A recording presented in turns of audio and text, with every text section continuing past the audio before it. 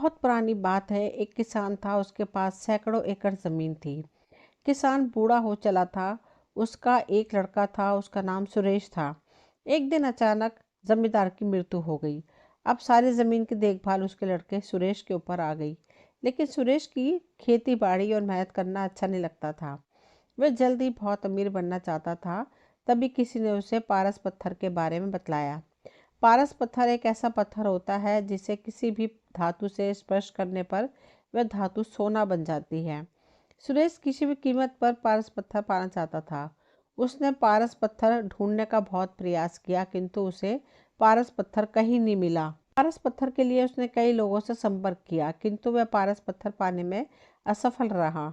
आसपास के ठगों को पता चला सुरेश किसी भी कीमत पर पारस पत्थर पाना चाहता है। ठगों ने पारस पत्थर का लालच देकर सुरेश से लाखों रुपए ठग लिए। ठगों के बाद सुरेश ढोंगी बाबाओं के जाल में फंस गया। ढोंगी बाबाओं ने भी सुरेश को लालच देकर बुत सा पैसा ऐंठ लिया। पारस पत्थर के लोभ में सुरेश को बहुत नुकसान हुआ और उसे अपनी कई एकड़ जमीन भी बेचनी पड़ी। सुरेश की पत्नी हमेशा उसे समझाती कि इन सब बातों में मत पड़ो। अपने पास बहुत ज़मीन है, उसी में खेती करो। मेहनत भी किसी पारस पत्थर से कम नहीं। किंतु सुरेश को तो पारस पत्थर की धुन सवार थी। एक दिन गांव में बहुत पहुंचे हुए संत आए। सभी ने उन्हें अपनी समस्याएं बतलाई। सुरेश भी अपनी पत्नी के साथ उनसे मिलने गया और उन्हें अपनी समस्या बतलाई। संत सुरेश की बातें सुनकर मुस्कुराए और बोले, मैं जैसा कहूँ वैसे ही करना तो तुम्हें पारस पत्थर अवश्य मिलेगा। संत की बात सुनकर सुरेश बहुत खुश हुआ और संत से बोला, कृपया कर मुझे वह तरीका बतलाएं जिससे मुझे पारस पत्थर मिल जाए। संत बोले, तुम्हें केले के पेड़ की पत्तियों को नोक पर जमा सुबह की ओस की बूंदें एक बर्तन में एकत्रित करना है, और जब तुम 5 लीटर की ओस की बूंदें एकत्र कर लोगे तो मैं उसे अभिमंत्रित कर पारस पत्थर में बदल दूंगा। लेकिन याद रहे, ओस की बूंदों में तुम पानी मिलाकर धोखा देने का प्रयास करोगे तो तुम्हारी पूरी मेहनत पर पानी फिर जाएगा और ओस की बूंदें पारस पत्थर नहीं बन पाएंगी। यह काम बहुत कठिन था। सबसे पहले सुरेश ने अपनी कुछ जमीन पर केले के पेड़ लगाए। केले के पेड़ धीरे धीरे बढ़ रहे थे, किंतु इतने पेड़ों से वह ओस की सिर्फ कुछ ही बूंदें एकत्र कर पा रहा था। उसे लगा कि इतने केले के पौधों से 5 लीटर ओस एकत्र करने में उसे सालों लग जाएंगे। उसने फिर कुछ केले के पौधे और लगाए। इस तरह करते करते उसने अपने लगभग पूरी जमीन पर केले के पेड़ लगा दिए। सुरेश अब इन केलों के पौधों को पानी देता और उनकी देखभाल करता था। 2 साल की अथक मेहनत के बाद सुरेश 5 लीटर ओस की बूंदें एकत्रित कर पाया और अत्यधिक प्रसन्न होकर साधु महाराज के पास गया और उन्हें 5 लीटर ओस की बूंदों से भरा बर्तन देते हुए बोला, साधु महाराज, आपकी आज्ञा अनुसार मैंने 2 साल की अथक मेहनत के बाद ये 5 लीटर ओस की बूंदें एकत्रित कर ली हैं। कृपया आप इन्हें पारस पत्थर में बदल दीजिए। साधु महाराज बोले, सुरेश, तुम्हारी मेहनत सराहनीय है। तुम्हें तुम्हारी मेहनत का फल अवश्य मिलेगा। कल जब तुम आओगे तो अपनी पत्नी को भी साथ लाना। सुरेश खुश होकर अपने घर चला गया और पत्नी को सारी बात बतलाई। दूसरे दिन पति पत्नी दोनों जल्दी उठकर नहा धोकर साधु के पास पहुंचे। साधु ने सुरेश को देखकर कहा, सुरेश, मैंने ओस की बूंदों को पारस पत्थर में बदलने के बहुत प्रयास किया, किंतु मैं उन्हें पारस पत्थर में नहीं बदल सका। यह सुनकर सुरेश बहुत उदास हुआ और साधु से बोला, आपके कहे अनुसार मैंने 2 साल अथक मेहनत करके 5 लीटर ओस की बूंदें एकत्रित की, परंतु मेरी मेहनत बेकार गई। आपने भी दूसरे लोगों की तरह मुझसे झूठ बोला। सुरेश की बात सुनकर साधु बोला, बेटा, मेहनत कभी भी बेकार नहीं जाती। तुम्हारी पत्नी के हाथ में जो पोटली है उसे खोलो। सुरेश ने अपनी पत्नी के हाथ में रखी पोटली खोली तो देखकर दंग रह गया। उसमें सोने चांदी के आभूषण और कीमती रत्न थे। साधु बोले, सुरेश, ये तुम्हारी मेहनत का फल है जो किसी पारस पत्थर से कम नहीं है। सुरेश बोला, ये मेरी मेहनत का फल कैसे हुआ?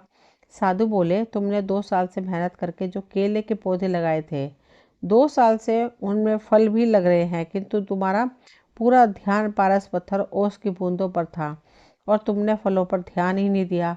किंतु तुम्हारी पत्नी इन फलों को बाजार भिजवा दिया करती थी और ये सारे आभूषण रत्न फलों की बिक्री से आए पैसों को बेचकर खरीदे हैं। सुरेश ने मुस्कुराते हुए अपनी पत्नी की तरफ देखा और बोला, तुम सही थी जो हमेशा कहती थी कि मेहनत से बड़ा कोई पारस पत्थर नहीं होता। सुरेश साधु की तरफ हाथ जोड़कर बोला, आपने मेरी आंखें खोल दी। अब मैं हमेशा मेहनत करूंगा और पैसा कमाने के लिए कोई शॉर्टकट नहीं अपनाऊंगा। सुरेश अब खूब मेहनत करने लगा और अपनी मेहनत से समाज में खोया रुतबा फिर से प्राप्त कर लिया। दोस्तों, मेहनत से कुछ भी पाया जा सकता है। दोस्तों, ये कहानी यहीं तक थी। बहुत पुरानी बात है, दक्षिण भारत में एक राजा राज्य करता था। राजा का राज्य समुद्र के किनारे था। राजा को भोजन के साथ मछलियाँ खाने का बहुत शौक था। बिना मछलियों के राजा का भोजन अधूरा रहता था। एक बार की बात है, राजा के राज्य में बहुत तेज तूफान आया, जिसके कारण कोई भी मछुआरा मछली पकड़ने के लिए समुद्र में नहीं जा सका। उस दिन राजा को भोजन में मछलियाँ नहीं मिली, जिससे राजा बहुत उदास हो गया। राजा ने जब अपने मंत्रियों से इस बारे में पूछा तो उन्होंने बताया कि इतने तेज तूफान में समुद्र में मछली पकड़ने जाना अपनी जान पर खेलने के समान है, इसलिए कोई भी मछुआरा समुद्र में नहीं जा रहा है। राजा ने घोषणा करवाई कि जो भी समुद्र से ताजी मछली लाएगा उसे मुंह मांगा इनाम दिया जाएगा। राजा की घोषणा सुनकर मछुआरों के मन में लालच तो आया, किंतु कोई भी मछुआरा अपनी जान जोखिम में डालने के लिए तैयार नहीं हुआ। उसी राज्य में एक बहुत ही गरीब मछुआरा रहता था। उसे जब राजा की इस घोषणा का पता चला तो अपनी दरिद्रता दूर करने के लिए वह अपनी जान की परवाह किए बगैर समुद्र में चला गया। समुद्र में उसने जाल फेंका, जिसमें कई बड़ी बड़ी मछलियां फंस गईं। मछुआरा मछलियां लेकर राजा के महल पहुंच गया, परंतु राजा के सैनिकों ने उसे महल में नहीं घुसने दिया। राजा के एक खास मंत्री ने मछुआरे को ताजी मछलियों के साथ देखा तो मछुआरे को अपने साथ राजा के पास ले जाने के लिए तैयार हो गया। मंत्री जानता था कि राजा मछलियां देखकर बहुत अधिक प्रसन्न होगा और उसके बदले मछुआरे को बहुत सारा धन देगा, इसलिए उसने मछुआरे के समक्ष एक शर्त रखी, जो भी इनाम मिलेगा उसका आधा हिस्सा मंत्री अपने पास रखेगा। मछुआरा मंत्री की बात मान गया और मंत्री मछुआरे को लेकर राजा के पास पहुंचा। मछुआरे के पास ताजी ताजी मछलियां देख राजा बहुत खुश हुआ। राजा ने मछुआरे को मुंह मांगा इनाम मांगने के लिए कहा। मछुआरा राजा से हाथ जोड़कर बोला, महाराज मुझे 20 कोड़े मारे जाएं। मछुआरे की बात सुनकर राजा को बड़ा आश्चर्य हुआ और उसने फिर से मछुआरे से कुछ मांगने के लिए कहा, किंतु मछुआरे ने फिर 20 कोड़े खाने का इनाम मांगा। राजा ने अपने सैनिकों को बुलाया और मछुआरे को 20 कोड़े मारने का आदेश दिया। सैनिकों ने मछुआरे को कोड़े मारना शुरू किया।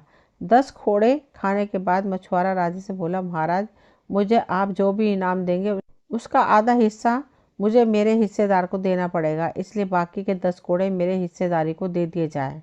मछुआरे की बात सुनकर राजा को फिर आश्चर्य हुआ और राजा ने उसकी हिस्सेदार का नाम पूछा। मछुआरा मंत्री की तरफ इशारा करते हुए बोला, महाराज यही मेरे हिस्सेदार हैं, इन्होंने ही मुझे आपके पास लाने के बदले इनाम का आधा हिस्सा मांगा है।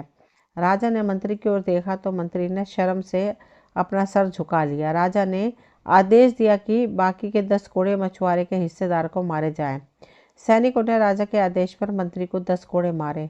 राजा ने मंत्री को उसके लालच के कारण अपने मंत्री पद से हटाकर राजा से बाहर कर दिया और मछुआरे को बहुत सारा इनाम देकर विदा किया। दोस्तों, राजा और लालची मंत्री की कहानी से हमें यह शिक्षा मिलती है कि लालच में आकर कभी भी किसी को अनावश्यक रूप से परेशान नहीं करना चाहिए। दोस्तों, ये कहानी यहीं तक थी। मुझे उम्मीद है आप सभी को पसंद आई होगी। अगर पसंद आई हो तो प्लीज़ चैनल को सब्सक्राइब करें, वीडियो को लाइक शेयर करें।